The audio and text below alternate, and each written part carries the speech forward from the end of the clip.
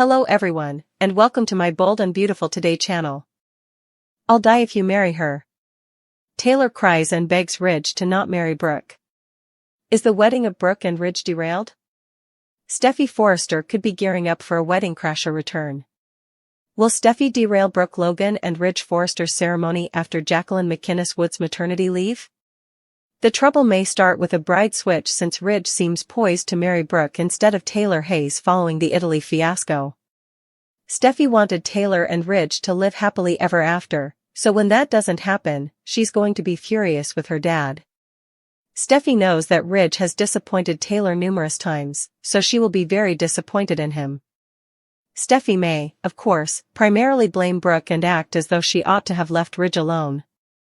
Although Brooke couldn't have predicted that boating disaster, Steffy may still find a way to spin this around and hold her responsible. Regardless, all indications point to Ridge marrying Brooke once more because he can no longer resist his love for her. Brooke and Ridge may get their former wedding plans back on track despite Steffy's disapproval. Steffy will presumably be invited to the nuptials, but we could still be headed for a wedding crasher type of situation. Perhaps Steffy will plan to boycott the wedding out of support for Taylor, only to decide she'll make a surprise appearance in the end.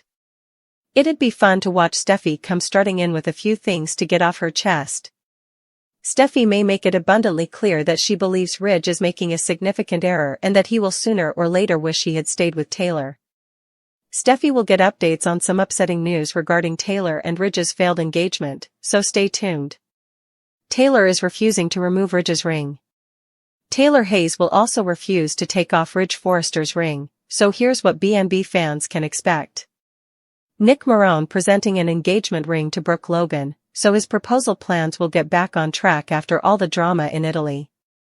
Nick will tell Brooke that things aren't over for them and will declare his love, but Brooke may turn him down. Ridge surely gave Brooke some hope after he saved her life and promised they'd make this right, so Nick's proposal may get rejected. It's clear who Ridge's heart belongs to because he kissed Brooke and promised her he wouldn't take her for granted again.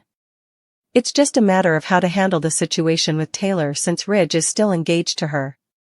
Of course, Taylor may change her tune if Ridge admits that smooch with Brooke and reveals his desire to reunite with her. At some point, Taylor just might throw that ring in Ridge's face for breaking her heart depending on how it all plays out. Brooke Logan's long-awaited walk down the aisle towards Ridge Forrester, thrummed not with romantic anticipation, but with a volatile cocktail of fragile hope and simmering dread. Brooke, radiant yet visibly taut in her elegant gown, clung to Ridge's hand as if it were the only anchor in a gathering storm, her eyes reflecting decades of tumultuous love, near misses, and the desperate belief that this time, finally, destiny would relent. Ridge, impeccably tailored yet carrying the weight of his own chaotic history in the stiff set of his shoulders, projected a determined resolve, a man silencing the cacophony of past failures and familial disapproval to claim the woman he professed he couldn't live without. The guests, a constellation of Los Angeles elite intertwined with the complex tapestry of the Forrester-Spector-Logan feud, murmured with polite reserve, their smiles not quite reaching their eyes. Everyone present felt the conspicuous, agonizing absence of Taylor Hayes, the bride Ridge had so publicly pledged himself to mere weeks before the catastrophic Italian boating trip that had seemingly rewritten fate. The specter of that abrupt switch, the whiplash-inducing pivot from Taylor's quiet grace back to Brooke's fiery passion, hung heavy over the ceremony, an unspoken fracture in the carefully curated perfection. It was precisely into this tinderbox of unresolved history and raw betrayal that Steffy Forrester, a tempest clad in defiant crimson silk, chose to make her entrance, not as a dutiful daughter offering blessings, but as an avenging fury hellbent on derailing her father's perceived colossal mistake. Her arrival wasn't a mere interruption, it was a detonation. The double doors didn't swing open, they were propelled, crashing against the walls with a violence that made the entire assembly flinch. Every head snapped towards the threshold where Steffy stood, silhouetted against the harsh afternoon light, her posture radiating a terrifying, glacial fury. Her eyes, dark and blazing, bypassed the startled officiant, the gasping guests, and fixed with laser precision on Ridge, then Brooke, then back to Ridge, stripping away the pretense of the occasion with a single, searing glance. The carefully constructed illusion of harmony shattered like dropped crystal. The gentle string quartet faltered into stunned silence. Ridge's jaw clenched, a muscle ticking violently near his temple, the color draining from his face as he recognized not his daughter, but a formidable adversary fueled by righteous indignation. Brooke instinctively stepped closer to Ridge, her hand tightening on his arm, a protective gesture that only seemed to fuel Steffi's incandescent rage, her carefully applied composure cracking to reveal the raw hurt beneath. A collective breath hitched, the room suspended in a moment of pure, electric tension before Steffi began her deliberate, measured stride down the aisle, the sharp, echoing click of her stiletto heels on the marble floor the only sound, each step a hammer blow to the fragile ceremony unfolding before her. Steffi stopped mere feet from the makeshift altar, her gaze never wavering from her father. The silence she commanded was absolute, suffocating. When she finally spoke, her voice, though controlled, vibrated with a lifetime of witnessed disappointments and freshly reopened wounds. "Well, isn't this just perfect?" The word dripped with corrosive sarcasm. The picture of true love conquering all. Or should I say, Brooke Logan conquering all, again? She shifted her gaze to Brooke, a look of pure, unadulterated contempt. "Did you really think you could just waltz back in after that mess in Italy, scoop him up while Mom was still reeling, and no one would say a word? That I wouldn't say a word?" Brooke opened her mouth to retort, but Steffi sliced her off with a sharp gesture. "Save it, Brooke. Your excuses are as tired as this recycled wedding. It was fate. The boat accident showed us what we really wanted. Please. Spare us the self-serving narrative. You saw an opportunity when Mom was vulnerable, and you pounced, just like you always do. You couldn't stand the thought of him finally being happy with someone else, someone stable, someone who hasn't spent decades tearing this family apart." Ridge finally found his voice, low and dangerous. "Steffi, that's enough. You don't know what you're talking about. This isn't the time or the place." Steffi whirled back to him, her composure cracking further, revealing the anguished daughter beneath the fury. "Not the time? Not the place? When is the time, Dad? When you've broken Mom's heart for the 100th time? When this," she gestured wildly between him and Brooke, "inevitably implodes again, leaving even more wreckage? You stood in Italy, you looked Mom in the eye, you promised her forever. She trusted you. I trusted you. Again. And what happens? The second things get complicated, the second Brooke bats her eyelashes and whispers sweet nothings about destiny, you bail. You bail on Mom. You bail on your word. You bail on me." Her voice cracked on the last word, a raw vulnerability piercing through the anger. "How many times, Dad? How many times do you get to shatter her? How many times do you get to choose Brooke over your own family, over your own dignity? Mom deserves so much better than this pattern of betrayal. She deserves a man who doesn't treat her like a consolation prize, who doesn't discard her the moment Brooke snaps her fingers." Steffi took a step closer, her eyes pleading now amidst the storm. "Can't you see it? This isn't love.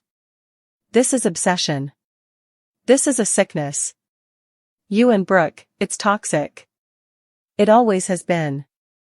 It destroys everything it touches, your marriages, your children, this company. Mom offered you peace. She offered you a chance to finally break free of this cycle. And you threw it away. Again. For her." She spat the pronoun towards Brooke, who flinched as if struck. "You think this is happily ever after? It's just the prelude to the next disaster. Mark my words, Dad. You will regret this. You'll wake up one day soon, look at Brooke, and realize the colossal mistake you've made. You'll wish you had the courage to stick with the woman who loved you unconditionally, who stood by you through every one of your failures, who wasn't the cause of half of them. You'll wish you'd stuck with Taylor." Brooke, her face pale but her eyes now blazing with a defensive fury of her own, finally broke her silence, stepping slightly in front of Ridge. "How dare you, Steffi? How dare you stand there and spew your venom on our wedding day? You have no idea what happened between us in Italy. You weren't there. That accident, it was terrifying. It was life and death. It showed us what truly mattered. It stripped everything else away.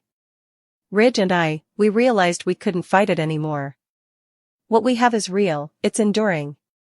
Steffi let out a harsh, disbelieving laugh. Real? Enduring? Brooke, your version of enduring involves more breakups and makeups than a daytime soap opera. That boat accident didn't reveal some profound truth, it created chaos, and you exploited it. You saw Ridge shaken, vulnerable, maybe even feeling guilty about Mom, and you swooped in with your tired old song about destiny and being meant to be. You manipulated the situation, just like you always do. Don't pretend this is some grand romantic revelation. This is you, refusing to let go, refusing to let anyone else have him, especially Taylor. You couldn't bear to see him finally happy and settled without you. So you manufactured this crisis, this near-death experience, to justify tearing him away again. Brooke drew herself up, trembling with indignation. I did not cause that accident. That's a vile accusation. Ridge made his choice freely. He chose me. Just like he always has, deep down. Taylor knew the risks. She knew his history. She knew his heart has always belonged to me. Steffi's eyes narrowed to dangerous slits. His heart? Or his inability to break free from a destructive pattern? You're his addiction, Brooke. And like any addict, he keeps coming back for more, no matter how much it destroys him and everyone around him. But Mom? She's his sanity. She's his peace. And you just stole that from her. Again. And for what? Another doomed round of the Brooke and Ridge show? How long this time? 6 months? A year? Until the next Logan scandal or Forrester crisis tears you apart? She turned back to Ridge, her voice dropping to a chillingly low register, laced with profound disappointment. That's the worst part, Dad. You know I'm right. You know this is a mistake. You know the pain you're causing Mom. You know the instability you're choosing. But you're too weak. Too weak to break the cycle. Too weak to choose real, healthy love over this habit. And Mom pays the price. Again. Steffi scanned the horrified faces of the guests, Hope's tear-streaked cheeks, Eric's pained expression, Carter's stunned silence. She saw not support for the union, but a dawning realization of the ugliness she was exposing. Look around, Dad. Look at what your true love does. It divides. It hurts. It leaves wreckage. This isn't a celebration, it's a funeral for common sense and decency. A funeral for Mom's happiness. She took a deep, shuddering breath, her initial volcanic rage now condensed into a core of icy, implacable certainty. So go ahead. Say your vows. Exchange your rings. Play out this farce. But know this, I will never accept this. I will never support this marriage. And when it crumbles, and it will crumble, don't come crying to me. Don't expect sympathy. And don't you dare expect Mom to pick up the pieces this time. With one final, scathing look that encompassed both her father and Brooke, a look brimming with condemnation, pity, and an unwavering loyalty to her mother, Steffi Forrester turned on her heel. The sharp click of her heels echoed once more, this time receding, as she strode back up the aisle she had stormed down, leaving behind not just a ruined ceremony, but a chasm of bitterness and broken trust that no amount of roses or vows could ever hope to bridge. The silence she left in her wake was deafening, thick with shock and the undeniable truth that Brooke and Ridge's wedding hadn't just been interrupted, it had been irrevocably, spectacularly derailed, its foundation exposed as rotten long before Steffi ever walked through the door, but shattered into irreparable pieces by the force of a daughter's devastating love and fury. The path to the altar now looked less like a promise and more like a precipice. The air in Ridge Forrester's penthouse, usually a testament to sleek modern luxury and cool detachment, crackled with an oppressive, humid tension thick enough to choke on, as Taylor Hayes stood before him, not as the poised psychiatrist, the respected pillar of strength, but as a soul unraveling at the precipice of an unimaginable void. Her meticulously maintained composure, the armor she'd worn through years of tangled love, betrayals, and fragile reconciliations, lay shattered at her feet like priceless porcelain dropped from a great height. The news, the obscenity of Ridge marrying Brooke Logan, again, wasn't just a disappointment, it was an existential detonation, ripping through the fragile scaffolding of her world and leaving only raw, screaming nerve endings exposed. Her eyes, usually windows to a calm, analytical intelligence, were now wide, drowning pools of pure, unadulterated terror, reflecting the flickering city lights outside like fractured stars caught in a hurricane. Tears, hot and relentless, carved glistening paths through her meticulously applied makeup, not falling in delicate drops but coursing down her cheeks in torrents, each one a scalding testament to the agony tearing her apart from the inside. Her breath hitched violently, ragged gasps tearing from her throat as if breathing itself had become a painful, unfamiliar act. Her hands, usually so steady, so capable, hands that had healed bodies and, she'd foolishly hoped, perhaps even hearts, trembled uncontrollably, fingers twisting into the fabric of her blouse as if clinging to the last solid thing in a world tilting violently off its axis. Every line of her body screamed anguish, shoulders slumped under an unbearable weight, spine curved inwards as if physically recoiling from the horror of the words Ridge had uttered, knees threatening to buckle and deposit her onto the cold, unfeeling marble floor. The image of Ridge standing at an altar, pledging his life, his love, his future to Brooke, the woman whose very presence seemed to rewrite the rules of Ridge's universe and eclipse everything else, including Taylor, ignited a primal, suffocating panic within her. It wasn't just the loss of him, devastating as that was, it was the annihilation of every shared dream whispered in the dark, every hard-won moment of trust rebuilt painstakingly after past fractures, every fragile hope for a future finally free of Brooke's gravitational pull. It felt like the erasure of her own significance in the narrative of his life, a confirmation of her deepest, most secret fear, that she was, and always would be, merely the consolation prize, the steady harbor he returned to only when Brooke's stormy seas became temporarily too treacherous. The thought of witnessing that ceremony, of seeing him bind himself irrevocably to the source of so much of her own heartbreak, wasn't just painful, it felt like a sentence of spiritual death, a descent into a permanent, joyless twilight. The dam holding back the torrent of her despair finally burst. A raw, guttural sob ripped from her chest, a sound so devoid of artifice, so saturated with pure, animalistic pain, that it seemed to vibrate the very air between them. Ridge, she choked out, his name a strangled plea torn from a place beyond reason, beyond pride, beyond everything but raw survival instinct. Her body swayed, unsteady, and before conscious thought could intervene, instinct propelled her forward. She closed the distance between them in a stumbling rush, collapsing against him not with seductive intent, but with the desperate, clinging weight of someone drowning. Her hands, icy cold despite the room's temperature, flew up, grasping the lapels of his impeccably tailored jacket with frantic strength, her knuckles white, anchoring herself to the only solid point in her disintegrating universe. She buried her face against his chest, the familiar scent of his cologne, once a comfort, now a cruel reminder of what she was losing, mingling with the salt of her tears soaking into the fine fabric. Her whole frame shook violently with the force of her weeping, each tremor a visible manifestation of the earthquake within. "Please," she gasped, the word ragged and wet against his shirt, "Oh God, Ridge, please, you can't do this." She pulled back just enough to look up at him, her tear-drowned eyes locking onto his, searching frantically for any flicker of hesitation, any remnant of the love she knew existed beneath the layers of Forrester stubbornness and Brooke logic. The terror in her gaze was absolute, a raw vulnerability that stripped away every defense. "Don't marry her," she begged, her voice rising in pitch, laced with a frantic edge bordering on hysteria. "Please, I'm begging you, don't marry Brooke." The next words erupted not as a whisper, but as a desperate, shattering wail that seemed to tear the lining of her throat. "I'll die if you marry her." It wasn't hyperbole spoken in the heat of an argument, it was a raw, visceral truth laid bare, a confession torn from the depths of her utter desolation.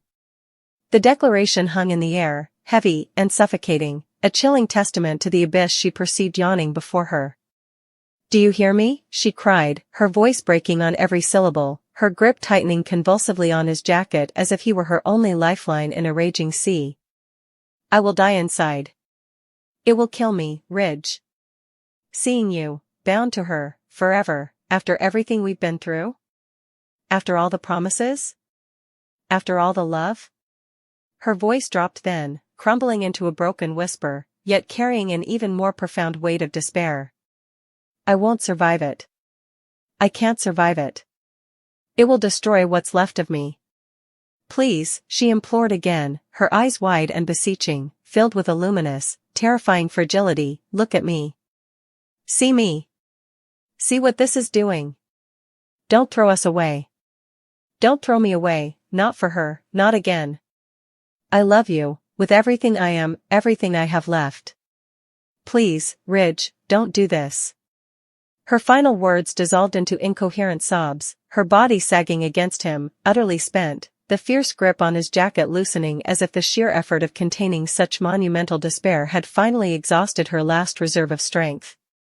She was a figure of absolute ruin, the elegant psychiatrist replaced by a woman stripped naked by grief, offering not reasoned arguments or professional insight, but the raw, bleeding truth of her own annihilation as the only currency she had left to bargain with against a fate she deemed worse than death itself.